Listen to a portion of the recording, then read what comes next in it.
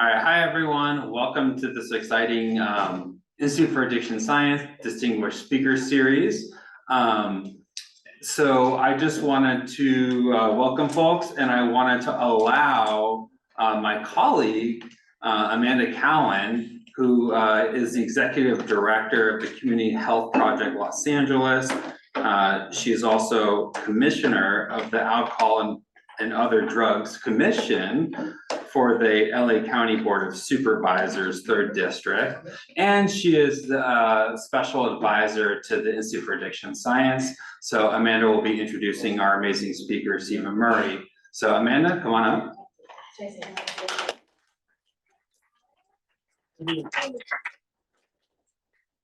You also forgot that I'm on the NIDA Community Advisory Board. Oh. I'm joking. Right. I am, but I'll write it down. No, I'm joking. I am actually. Okay, thank you. That was very nice of you.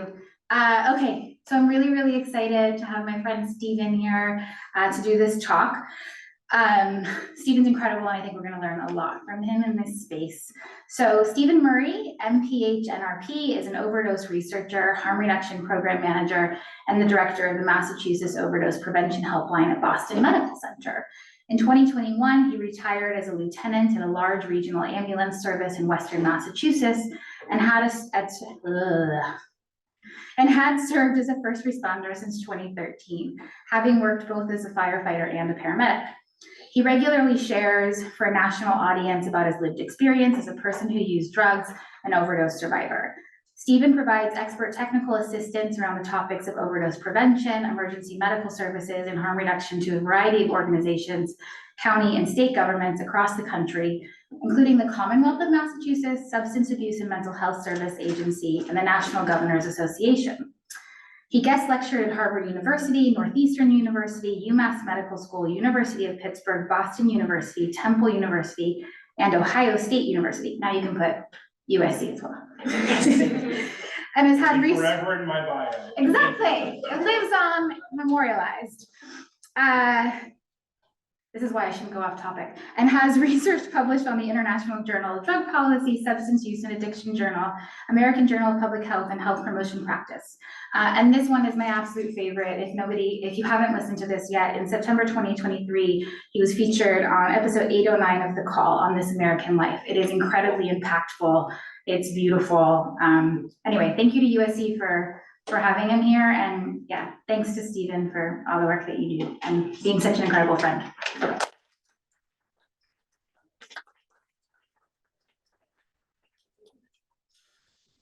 All right, hi everyone. My name is Stephen Murray. You've heard my intro now, so I'm just going to tell you about my Hollywood experience for a second because I can, because you're going to be captive to me. So I've been here for a couple of days, my first time in LA. And I did a double feature, Price is Right, Jimmy Kimmel yesterday. I'm glad I will not be clapping for myself because my hands are very sore from approximately 5 hours of clapping yesterday total.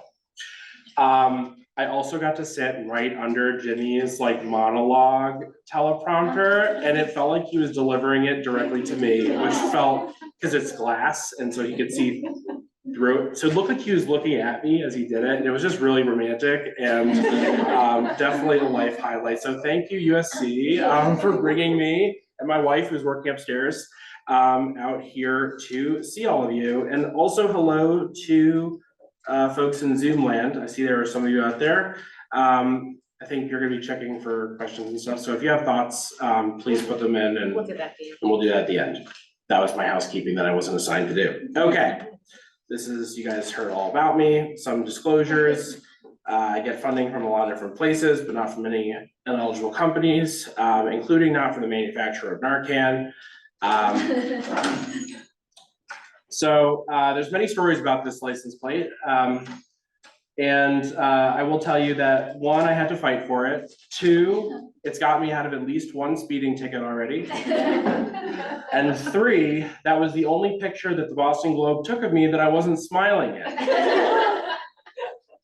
I was cheesing hardcore, I was like, ew. And he was like, look defiant. And so that's what I ended up with. So this is the one that's been etched into history, I guess, unfortunately, because it's not my personality. But I promise I smiled for the other 500 of them. So thanks for the bio read. I have some other things I'd like to share about myself. So I'm a dad. There's my awesome kids. There's also a 2-year-old on the ground. She refused to participate in our Easter picture. So I'm gonna just keep this one for a while, just because she wouldn't participate. So I was a paramedic. I am a paramedic. Thankfully retired. My back is much happier with me now, and I sleep really well, thanks to not working 24-hour shifts anymore. But I teach CPR. I'm dual certified. I teach about Narcan a lot. And I have a pretty extensive history of responding to overdoses, including a lot of fatal overdoses, and that has really informed a lot of the work that I'm doing now. And I also share these pictures of myself. I used to have some very stigmatizing shots that I used in these pictures, but I also like to remind folks that like drug use happens across the spectrum, and it looks different for different people. And so at the time that I was using drugs, I was the youngest ever elected official in South Florida history, according to the locals. That's me on TV, being a city councilman on meth. There's me doing a photo shoot, and there's me pretending to graduate from college, which I had failed out of. So a lot was going on at that time, sort of behind the poorly done under eye concealer, and the baggy clothes that were helping to conceal how much weight I had lost at that time. But I always put on a smile and a good face for people, which is how I kept it hidden for so long. And I think that it's really important to just acknowledge that overdose and drug use look different for different people in different communities, and just to be aware of that. And that's going to get us into some of the meat of this. I've been using this slide for a long time because I think it's a good level setting slide, and I am going to use words very deliberately today and with a lot of nuance. And I think often in this discussion we fail to do that. We like to mix together a lot of different themes into one. And so if I'm talking about drug use, I'm talking about drug use. If I'm talking about addiction, I'm very specifically talking about substance use disorders. If I'm talking about overdose, I'm only talking about the act of overdose. These are all really different things, and people use drugs for a lot of different reasons. And all of these folks right now are at risk of overdose. And we didn't traditionally think of sort of the spectrum of substance use as providing this sort of like generalized risk of overdose. But thanks to how our drug supply has shifted over the years, we find more and more that, you know, people who are using drugs, even in very isolated situations, are at risk for overdose. And so we're not in an addiction crisis currently, we're in an overdose crisis. They're very different things, and they need very different solutions and ways of thinking about them. And people use drugs for really logical reasons. And the reason I put this up here too is to think about, if we think about why people use drugs, it's not illogical. It's very logical. When I was using, I was really depressed. I was not having my depression treated. I was grieving. I had lost a very close friend. I actually had lost 2 close friends of mine within a short span, one to a tragic accident, the other one had been murdered by her ex-boyfriend. And I was not getting help in the sort of traditional medical sense.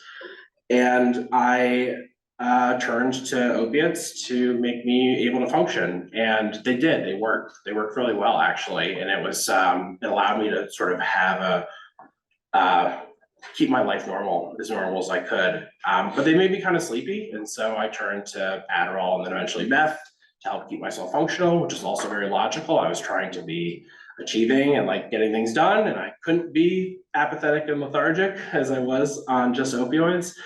But Adderall and meth also made me really anxious and gave me chest pain. So I took benzos to combat the anxiety.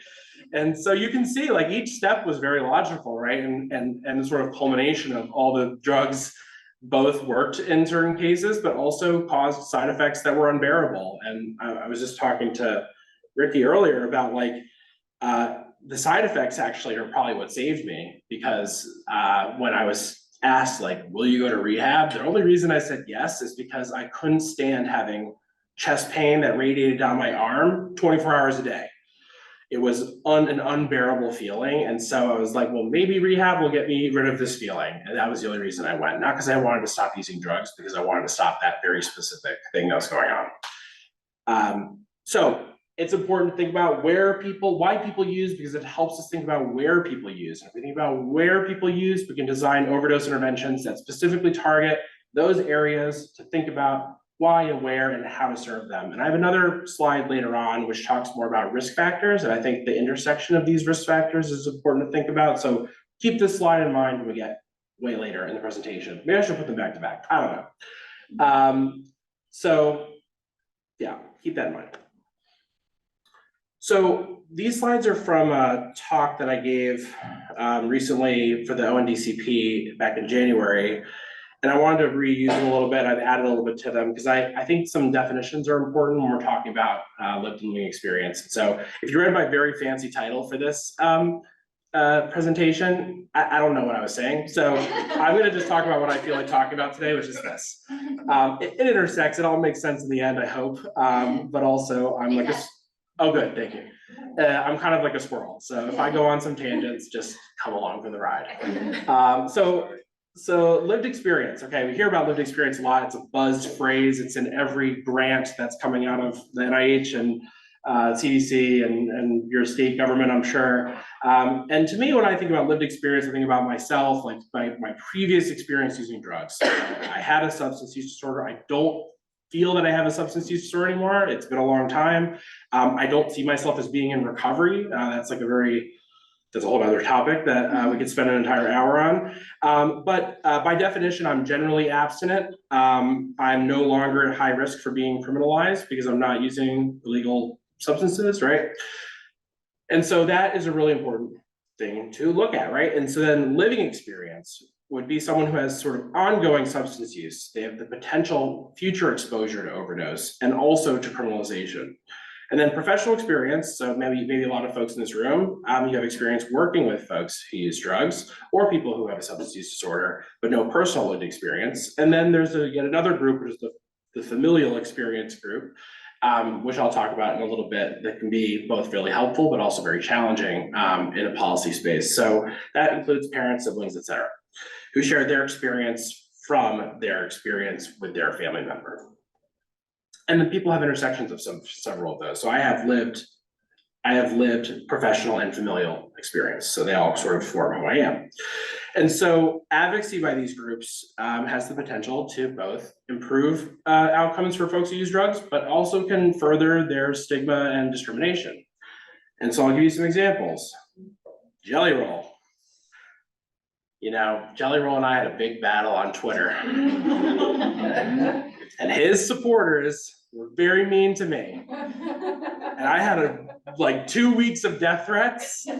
And one of his fans said some stuff about my kids. And so now Jelly Roll will forever be in my presentations because he did this. And I will also say that I didn't even tag him in the original post. He sought me out. He was searching himself for something. So we see folks like Jelly Roll all the time being celebrated sort of in the general public for their stance on drug policy, right? So Jelly Roll is somebody, if you don't know who he is, good. Take this should be the only thing you know about him for good. He's a recent non-winner of a Grammy, which I pettily watched just to see him not win. He won some country music awards, and he's a country music guy. He's got some sort of background with substance use and incarceration.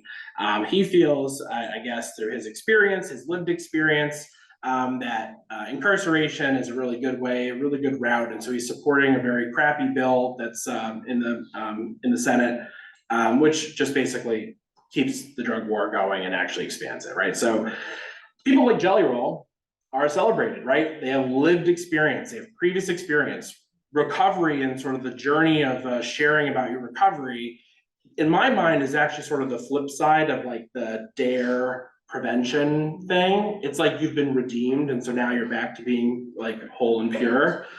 And so we celebrate folks like that, and you can really safely share that story in front of the Senate. You can safely share that, some stories about that at your job. You can share about it in policy spaces. You can share about it anywhere you want and not worry that there's going to be some sort of consequence. On the flip side, when we ask folks with living experience to come to the table, there's a lot of calculation that's being done, and for good reason. And their sort of continued use has a lot of potential consequences around their families, around their jobs, around their ability to not be in jail. And so it really impacts our ability to then involve them in any sort of meaningful way without bringing additional risk to them. And a lot of us who do this work, we find ways to involve them, but a lot of times it has to be confidential. We have to compensate them with gift cards. We have to, keep them on private advisory boards. I'm on an advisory board for the drug checking in Massachusetts. We have folks who sell drugs on our advisory board, and we don't know who they are because we have to protect their confidentiality to that level that even I can't be trusted to know who they are, right? So these are the types of restrictions that they have in sort of sharing their experience in the space. And I like to point out that even how we celebrate folks as they share their experience is different, right? So I'm sure you've all been in an audience, and I could have started off this speech by saying, hi, my name is Stephen Murray, and I've been in recovery from opiates, meth, and benzos for 13 years. And you would have had the instinct to clap, because that's what we do. We clap for people, right? Instead, I introduced myself as a person who uses drugs and an overdose survivor. And so how we then receive people as they share their experience can alter sort of how people feel comfortable giving that experience, right? If you are here in this room and you're someone who uses drugs and you haven't spoken up about your experience yet, and you see me come up here and say, I'm in recovery, and everybody cheers and claps, all of a sudden you're gonna be like, maybe it's not safe for me in this environment to share my experience, because they wanna see this like perfect version of like what my life could be, because it makes us feel good. In America, we love a comeback story. I learned that watching American Idol. On American Idol, every single person has a comeback story, regardless of what it is. I was like, my grandmother got sick and then she got better, and everyone's like, that's so special. she got sick and better, And so the recovery narrative has really fit well into this sort of what we want to see. We want to see people pull themselves up and succeed and do better, right? But in that process, we actually push down marginalized communities, and it feeds into sort of white supremacy, et cetera. And it's all part of this sort of same like very strong narrative against folks that use drugs, that people who use drugs are criminals, they're less than, they're not redeemable until they stop using, they're not worthy of treatment, they're not worthy of medical care until they stop using, right? These are all things that we see.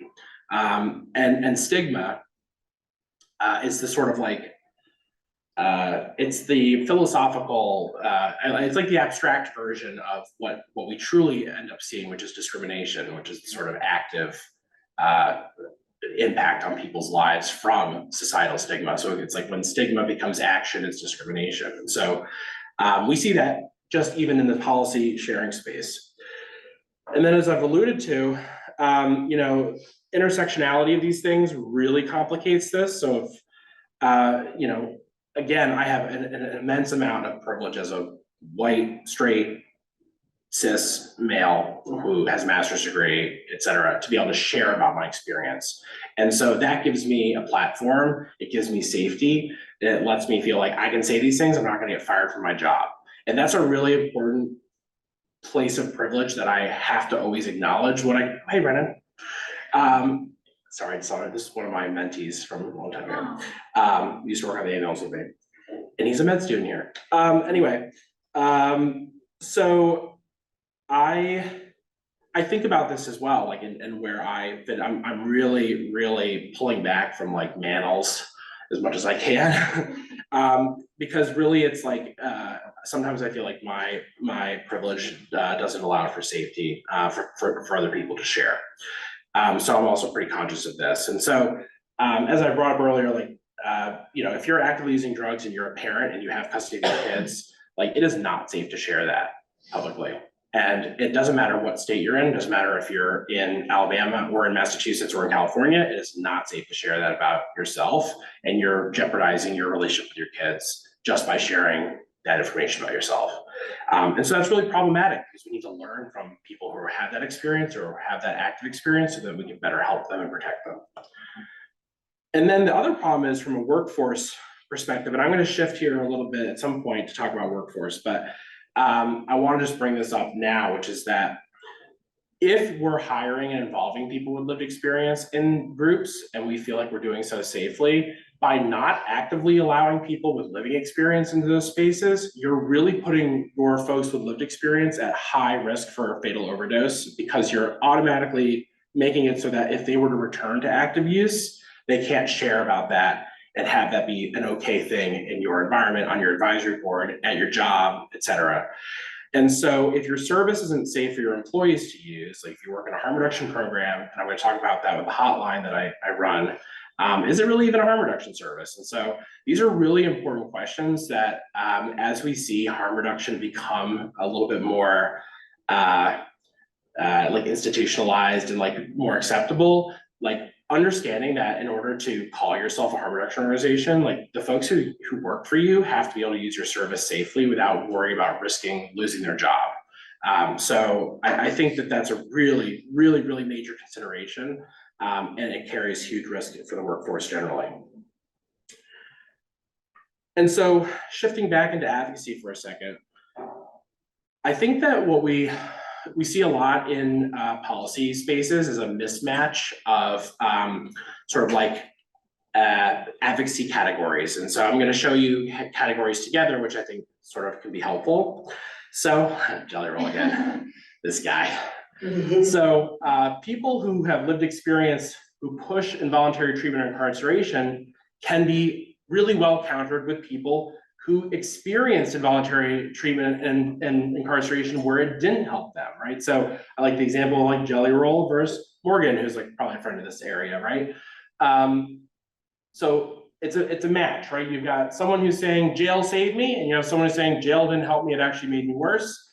Really helpful for policymakers, especially to hear from both of those at the same time, because they can help nullify a little bit. If you only have people saying from the lived experience side, saying like this helped me and this saved me, and then you have harm reductionists or parents or whatever saying it didn't help, you're missing the sort of like the matching component to cancel it out. Families, families are tough. I do not like to speak after a mom who's lost their child. Even if I vehemently disagree with her politically or from a policy standpoint, it sucks the life out of the room because I'm a parent, a lot of people are parents. The thought of losing your child, very unbearable. And so no matter whether you believe or support the ideology the person's saying, you have an empathetic connection to that feeling, even if you don't have children. The thought of losing your child is still something that people can sort of like empathize with. And so it's really important that we have parents groups on the harm reduction side that support harm reduction, parents who've lost children who say, well, harm reduction could help save my child, right? So matching the sort of the advocacy category together. Police. Work a lot with police, unfortunately.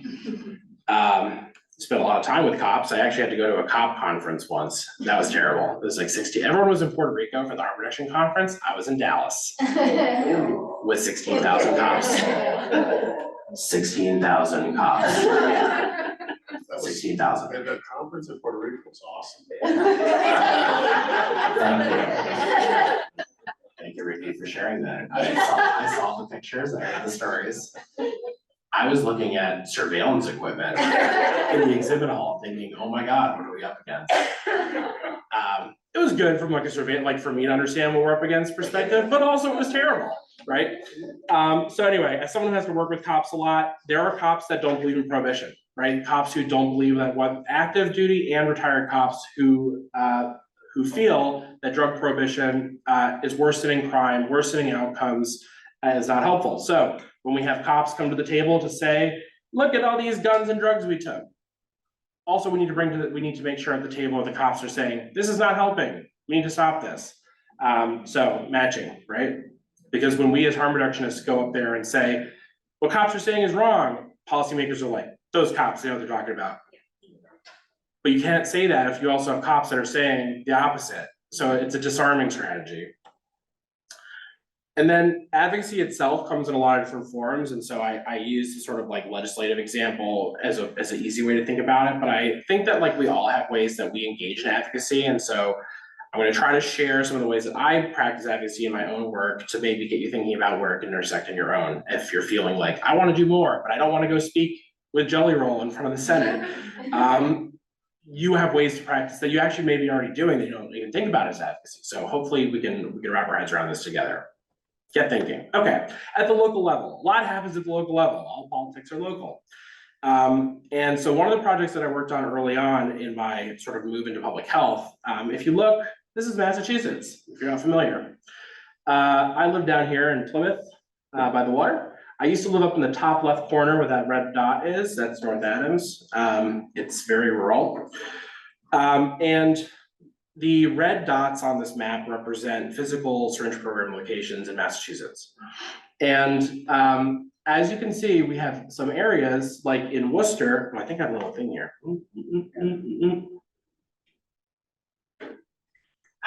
Okay. In Worcester County is actually very rural around the city of Worcester. And so we have one syringe program right in the center and nothing, right? And so we had something similar in Western Mass. And actually this red dot no longer exists. It just was shut down for lack of like access. So we had like one syringe program here, one up here, and a ton of people in need. And in Massachusetts, every single town that has syringe access that is state funded has to sign, and I'm sure you're very familiar with this, has to sign a local control letter for the Board of Health. So what did we do? We went to every single local Board of Health in the county, which is like 20 something, 22. And we met with these people and they were like 80 years old and like maybe one of them was a retired nurse, but they were like these little rural local boards of health. And we tried to explain to them like why this is important. And every single municipality except one in the county agreed to allow a mobile van to come to the town. It was a very like time consuming, it took us months because we had to like get on schedules, and then old people don't use email sometimes. They would write it back in all caps, you know. And so it took some time, right? But it was worthwhile because now we actually have a mobile van that goes to every single town in the county around the month, right? And so you look at our map in sort of equally rural Berkshire County compared to Worcester County, and you see that we like sort of solved the sort of access problem by using a mobile unit. But it took advocacy at the local level to do that. State law, local advocacy. And then as we think about harm reduction sort of going into our next phases, like two major things, right? Trying to cite syringe programs and trying to cite overdose prevention centers are really big challenges. So once states pass laws that allow us to do these things, then we have to figure out how to get zoning boards or local, like in Mass, we have like select boards or city councils to then allow that to happen in the town. So even once the state allows it, then you have to think about locally how it's going to work. And so sort of building a little bit of preparation for that, if you think that your community could be ready for one of these. A lot of that is going to take like getting the right people in place within zoning boards. No one ever thinks to run for the zoning board, go run for the zoning board. You'll probably win. So, you know, getting people in place who can do good things is super important. So let's talk about the state. State politics can be very frustrating. A lot of the government advocacy work that I feel like I do happens at the state level, but it's like testifying on bills that come every single session and we just see the same things every year and nothing ever happens. It's important to show up and keep trying because then sometimes things actually go through.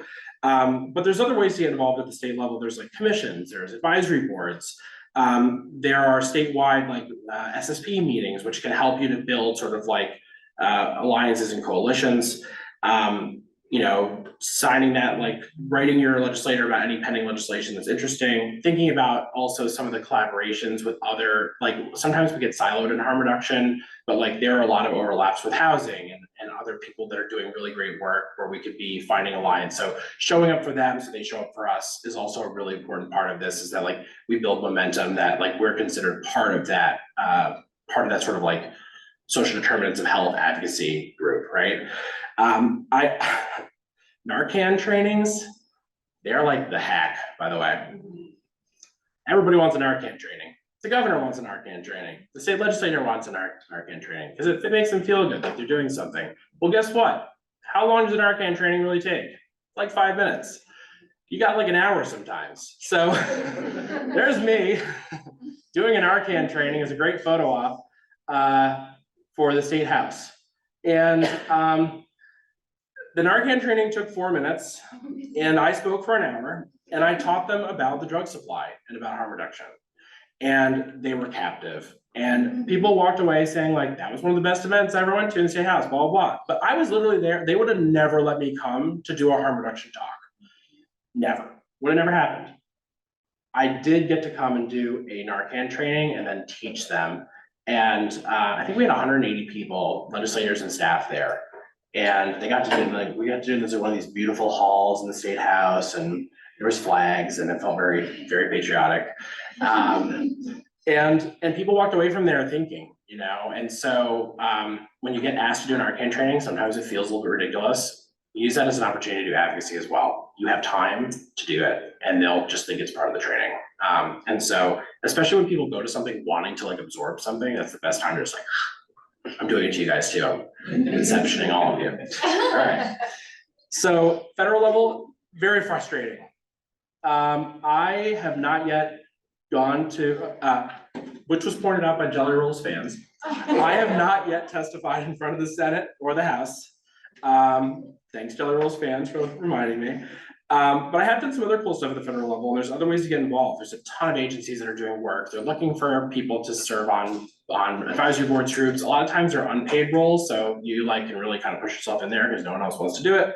But I actually think like one of the things I'm most proud of was this silly guide that I helped Samson with about helping first responders to develop better approaches to working with, well, so when I got the first draft, every single thing said working with people with substance use disorders. That was how it was framed in this entire guide. It's like a 40 or 50 page guide. Every sentence said working with people with substance use disorders.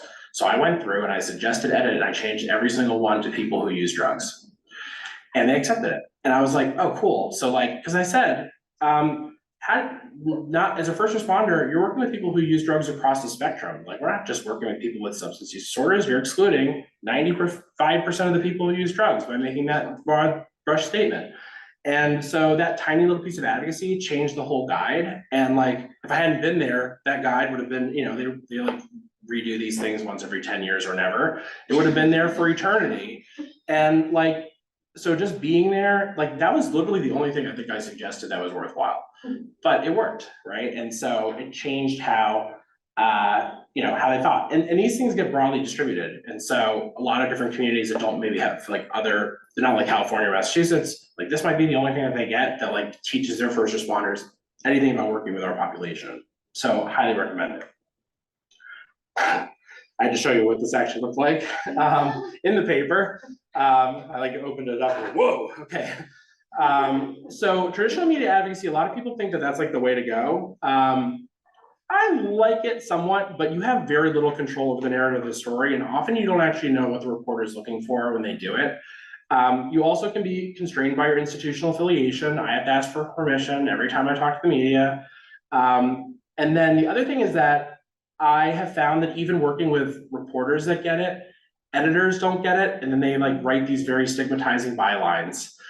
So you can have this like perfect article, and then the byline is like, you know, Narcan for addicts, you know, and like that, and you're like, didn't say that anywhere in the thing, but like that's the byline that's like chosen, or like the quote they like pull it out of context quote or something.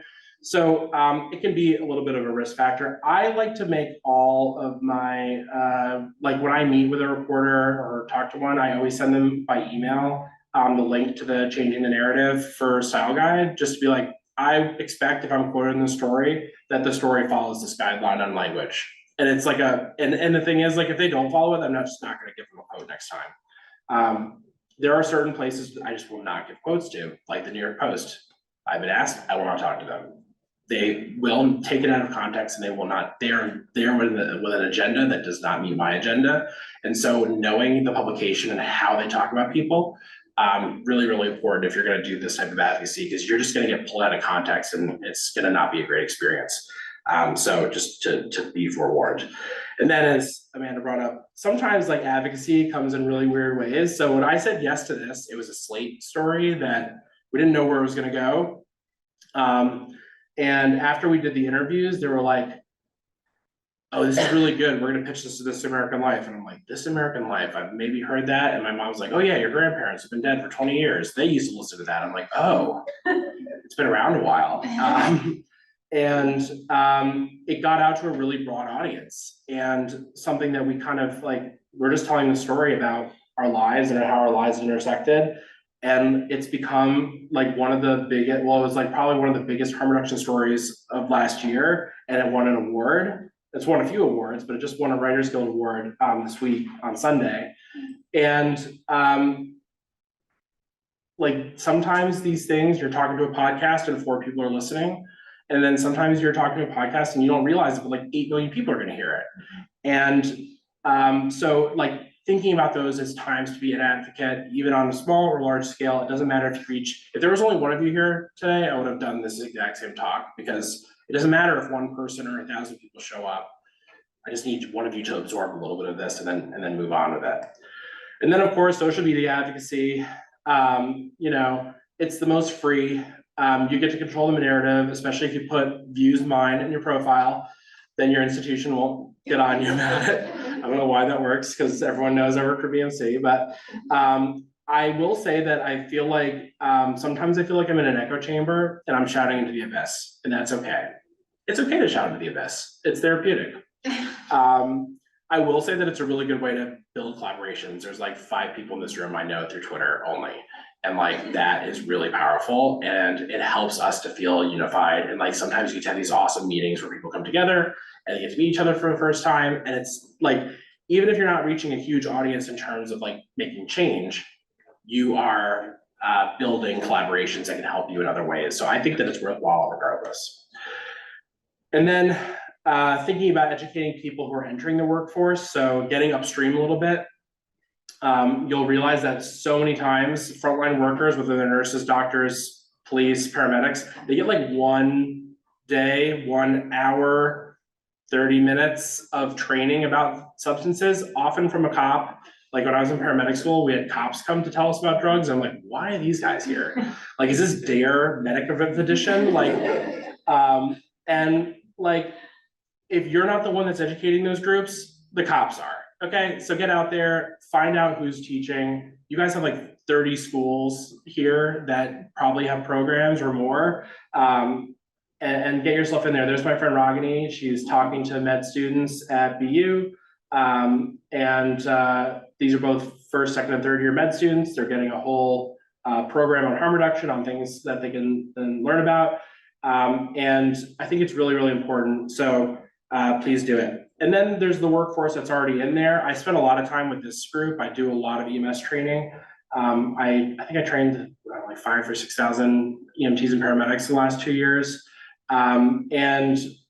This is done both online and in person, but I feel like when we think about first responders in particular, they're really burnt out for a lot of reasons. They're overworked, underpaid, they just went through COVID. And it's really easy to take out your frustration and burnout on marginalized people. And so they also view folks that use drugs through a very singular lens, which is that they're overdosing, I give them Narcan, then they overdose again, I give them Narcan again, and they get stuck in this route, in this lens. I like to teach them to zoom out a little bit and think about folks that use drugs as a whole person and appeal to their sort of medical interests. Like paramedics like medicine. A lot of them like want to be doctors or think that they're doctors, et cetera. So helping them to see that as a whole person is really therapeutic for them and for the people they're serving. And so zooming them out a little bit has been one of my major strategies. And I think that like they should walk away feeling empowered by any time you're talking to them, which is that they have a new tool to do something useful or to do something helpful. So they walk away with like real action steps. So make sure that's like part of your mission when you're talking to these groups, because they already think they have all the tools because they do the work all the time. So unlike young, fresh minds who are just like, oh, tell me everything. They're like, I know everything. Tell me something that I don't know, right? So definitely make sure that they're walking away with those sorts of tools. There's also a lot of good research on making it occupationally focused. So Shield out of Northeastern has done a lot of work on this. I've made my talk very occupationally focused. So basically like, how does this training and treating people better improve your safety at work? So something to think about if you go back, if you're here and you're a nurse and you go back, like, how am I gonna train nurses? Think about things that nurses care about in terms of their own occupational safety and have that be part of the framing of what you do. And then you have your own internal advocacy within organizations. So this is a real Facebook post from a couple months ago where someone posted about their daughter. This is a public post. Their daughter getting really crappy treatment at my hospital that I work at. Someone who used drugs, treated really poorly. Reading it made me angry. So I made some internal complaints. They'd actually already heard about it, which was good. But having one more person chime in and say, like, this pisses me off to hear this about my own institution is really important. And so being that advocate within, and so like, I think that what happens is within our silos, so where I work within BMC is at the Graken Center for Addiction, et cetera. It's research, it's program implementation, it's a bunch of stuff focused around helping people use drugs. We're part of a much bigger hospital system. And so there's the emergency department, there's inpatient units, there's psychiatric units, and they may not all be on the same page about treatment or how to treat people, about harm reduction, et cetera. And so staying in my silo, I'm like, yeah, BMC, we're doing great stuff. And then you hear about stuff like this is happening in other places, and you're like, oh, BMC, why do I work here, right? So take that energy, push back on your own institutions to try to change policy. And for every complaint that we see, this is really important too. Like, this is like someone whose mom knows how to use Facebook, is still involved with her daughter, making a complaint. Most people don't have that. And so for every complaint that we see, I know there are hundreds of others that are not going through. And so when you see that, take that as a symbol that there's a wider problem. It's probably not isolated. Okay, so let's talk about the hotline. How many people are familiar with an overdose hotline? Okay. About 90%. Good.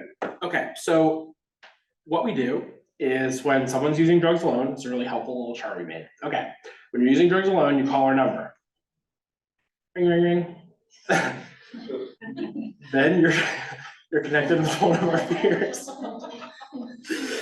Sorry. You're connected with one of our peers, and you guys make a safety plan. And the safety plan can look a couple of different ways. It can be like, if I stop responding, I want you to call my neighbor who has Narcan and can run over here and help me. If they don't answer, then call EMS. Your safety plan could be, I don't know anybody, I don't want anybody to know about this, so just call EMS, right? 99% of the time, the caller stays responsive during our safety window. They disconnect, they call us back. Some people call us 10 times a day. Some people call us 1 time a month. It really depends on the person. 1% of the time, we have an overdose and an operator calls for help. It works. 100% of the people from this 1% have had their overdoses successfully reversed. We are also doing this on a very small scale. So we became the first hotline to ever get state funding. And that was pretty cool because I did this as a volunteer for like 2 years with a fully volunteer team. And so we're sort of like starting to blaze the trail a little bit about what this could look like in a funded capacity. So let's talk first about data. One, and this is important because I'm actually going to only talk about workforce. Go ahead. I just had a quick question. How long do these calls typically last? The average call Okay. is, no, it's a good question. It's a great question. Average time per use event is 20 minutes. And so people use an average of 1.8 times per call. So the average call is between 20 and 40 minutes. Yeah, great question. I'm gonna talk about data mostly because I wanna talk about how this impacts workforce. So what do we collect? I'll tell you, we don't collect first. Maybe this slide should say, what data do we not collect? But we don't store names or addresses. We don't collect any demographic information like date of birth, gender, race, ethnicity, et cetera. We do collect some things that happen organically during the call. So like how many times they used, what they used, their zip code, because we want to know if our marketing's working. What they're using or what they thought they were using, how they used it, how long they were on hold, and how the call finished. And the reason I bring this up is that it's anonymous and confidential, and so we want to be safe for both our callers and our employees who are also callers. And so over the last year or so, we've supervised 2,100 different use events. I had to update this slide this morning. We had our 10th overdose overnight. The person's okay. We've spent over 700 hours on the phone with people since then, which is a really long time. People use more than once on a call. It's a social thing. And also it'll be interesting in like 2 years when we have even more data to be like, sniffers, for example, use way more than once on a call. They are super social. They want to use like 10 times on the call and be on for 2 hours. People who are rejecting, they want to use once and they get off the phone. I'm saying that anecdotally. I will be able to play that on evidence in 2 years. But that is pretty much it. Okay. We see all different routes of use. So only about 30% is injection. We see sniffing, we see smoking, we see booty bumping. People take drugs orally, people muscle. We see it all. And our overdose rate by use event is only 0.4%. So overdoses are happening in less than 1% of the time. So what are we doing? We're spending a lot of time on the phone with people. We're hanging out with them and we're learning a lot about them and we're making them feel less isolated. It's really helpful. We take a lot of informational calls from the public wondering like, is this real? Those sorts of things. And even though we're funded by Massachusetts, we serve a national audience. So this is where we've had callers from over the last year, kind of all over the place, 22 different states. And then we actually have this overlap of operators and callers. So because we're a service that allows people with living experience to work on our line, people who are regular callers who seem to have the right kind of it factor, we're like, hey, do you want to join our team? And they're like, that's a really good idea, but I'm still using drugs. I'm like, great, that's okay. We like that. And so about 20% of our calls are actually operators who are callers. So protecting our own workforce through our own intervention. And so there was a lot of institutional challenges to bring that to a major organization. So when we brought that under the hospital, we had to approach a lot of different groups to let them think about what we were doing. So we talked to strategy first, then we went to legal and risk management, and they were like, this is a hospital. We already do a lot of things that are risky, like surgery. So they were actually a lot more open to it than we thought they would be. They were actually the easiest constituency to get through.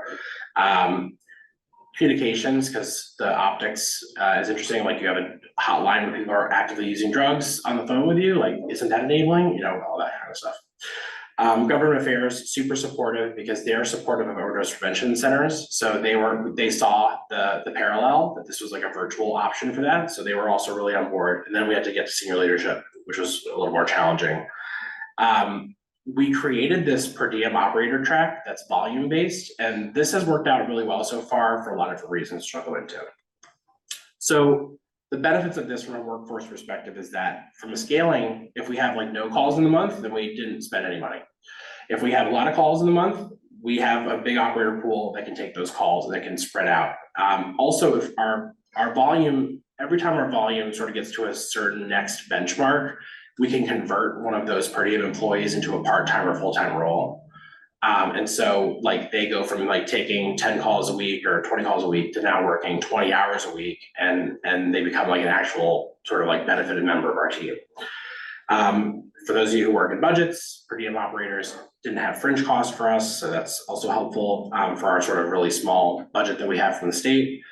And it gives our operators some flexibility to work as much or as little as they want. So for folks that are going through stuff, it's really helpful because we can pull them off. And so I'm having a bad week. I'm using more than I normally use. I don't feel comfortable taking calls. Great, pull them off, no consequence to their employment, right? They can come off for a week. It's not like they're missing work. They're just not getting paid because and a lot of them are juggling either other jobs or benefits, et cetera. And so on the flip side of that, there are no benefits for per diem workers, so that's something that I think about a lot. And then you don't actually have guaranteed income because it's volume based. And then there's sort of the other side of that, which is if you do have benefits, if you get too much income, that can jeopardize those benefits. And so again, that's something that we talk to our operators about, like, are you taking too many calls that you're at risk? Should we dial you back, et cetera? So a lot of good communication is happening. And this slide has a ton of text on it, so just bear with me for 1 second.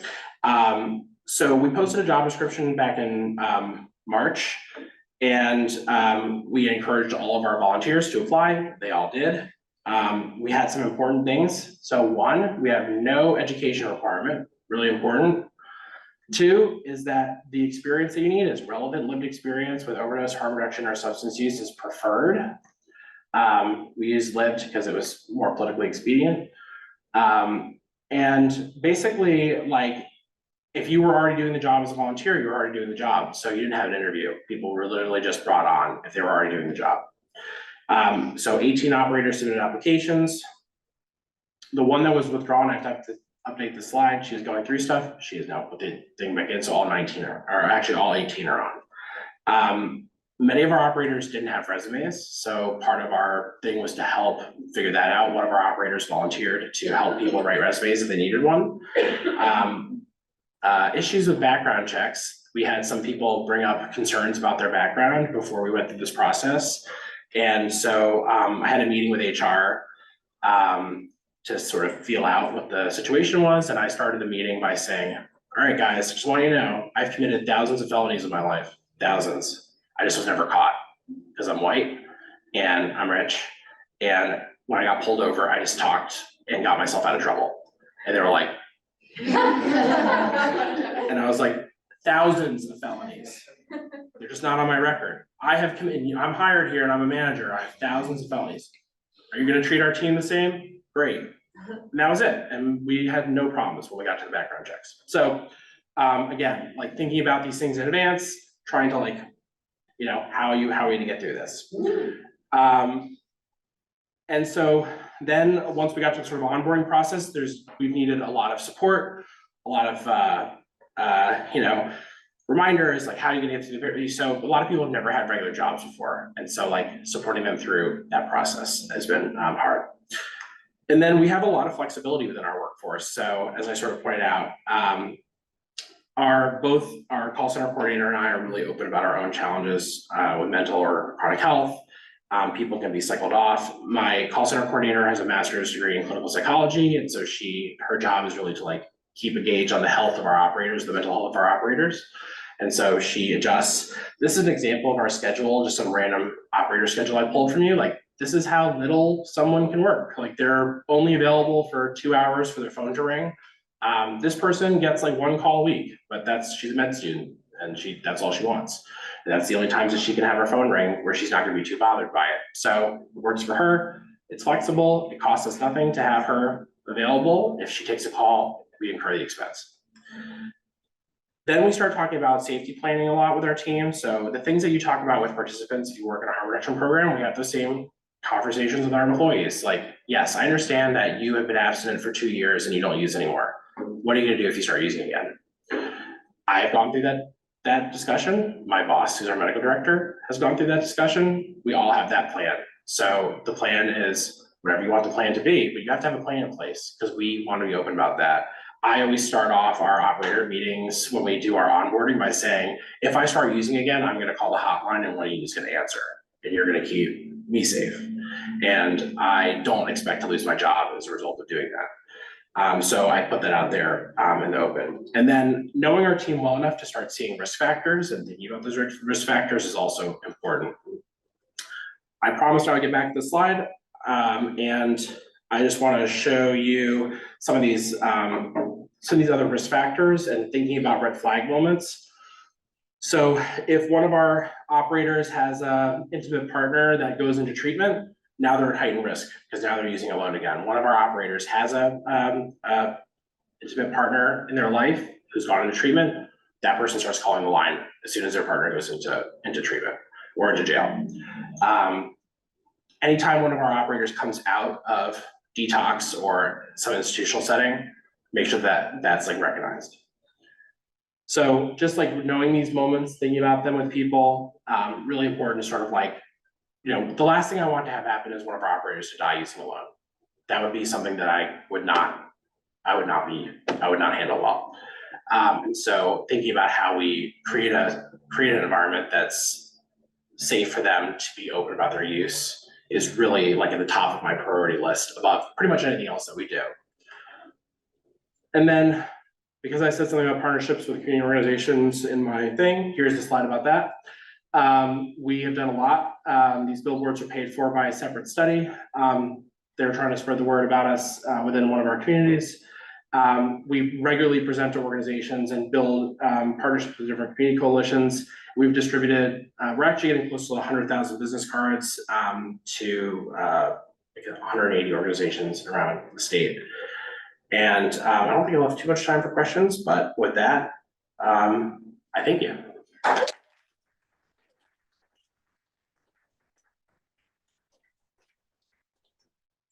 Questions? I have time for questions. I don't know. You guys don't. I have all the time in the world. Thanks so much, Stephen. That was wonderful. I think for folks in the room who want to stick around, I think there's lunch immediately following this, and then like an informal little training session that you guys can come right back into this room. But for the folks online, I think I just want to address one of the questions that we have, which is, have you found that people are afraid to call 911 for fear of police involvement? If so, what can be done to make them more comfortable in calling? Yeah, this is a really important question, and thank you for it. There are two main reasons why people don't want to call 911. One is they don't want cops showing up, and two is they're afraid of losing their housing. Because someone showed up and that got the attention of their landlord, who, like, when EMS shows up, EMS should theoretically not talk about why they're there, and that would be a HIPAA violation if they were to be like, oh yeah, we're here because someone's overdosed. Like that, we were pretty careful about that. At least I was. Cops they're not subject to HIPAA, so they could be outside of the building afterward and like blah, blah, blahing, and the landlord would be standing right there like, oh yeah, this guy is, for an overdose again, blah, blah, blah, right? So that could be opening the door for them to have more scrutiny. So people are really afraid of losing their housing.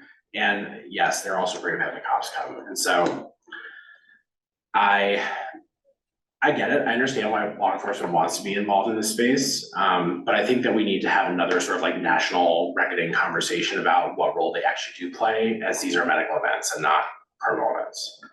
And I've never felt unsafe at an opiate overdose.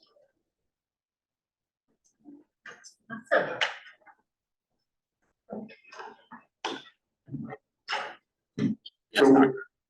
So we had a work first conference on harm reduction, and one of the things that came up was moral injury and burnout. So do you have ideas about how you shared some about that, but how you keep people going? Yeah, so we have a combination of things that we're doing. So one is around clinical supervision. So they meet with our call center coordinator on a regular basis to kind of check in, see how they're doing. The second is anytime there's some sort of adverse event, whether it's a overdose activation or someone can self-flag that like something weird happened, they get like an immediate debrief that happens 24 hours a day. My ringer's always on. I will take calls at 4 a.m. if someone has an overdose to debrief with them. We have a partnership with a grief group that works with direct service providers called SAT-OD. A lot of our operators attend a weekly grief group. We have an operator group chat, which we have two. One is like more business related, and one's like more of a hangout chat. And so the operators all know each other, share. There's a lot of cats. We have a lot of cats. I have 3 cats. One thing that binds us all in our work is both callers and operators alike have cats. So a lot of cat discussions. I know the names of all the cats of all of our operators and most of our callers. So yeah, definitely spent a lot of time talking about cats. Some people have like a journal where they write down. So anyway, so yeah, there's that. As we sort of we're realizing that we have some geographic synergy with our group, which we didn't originally. We were really spread out, but all of a sudden we have that. we've been doing more stuff together in person. So we had a UCAN launch where we had like 6 operators and then we had a conference where we had 8 or 9 operators. And so hanging out, doing stuff together, et cetera. I think I'm gonna do a barbecue this year. Just trying to like create more of a community and like, it's a really open group. Like, where else can you share about the most intimate details of your life and your struggles with a group of people who care about you, know about you, want to support you, and like, you do it fully openly. I think that because overdose happens so infrequently, there's definitely more of a net positive in terms of like people's mental health as being part of the group. Awesome. Well, thank you very much, Stephen. That was wonderful. We'd like to invite everybody to stick around for lunch, take a quick break, grab some food, and then head back in here if you'd like to attend the training session. All right, thank you.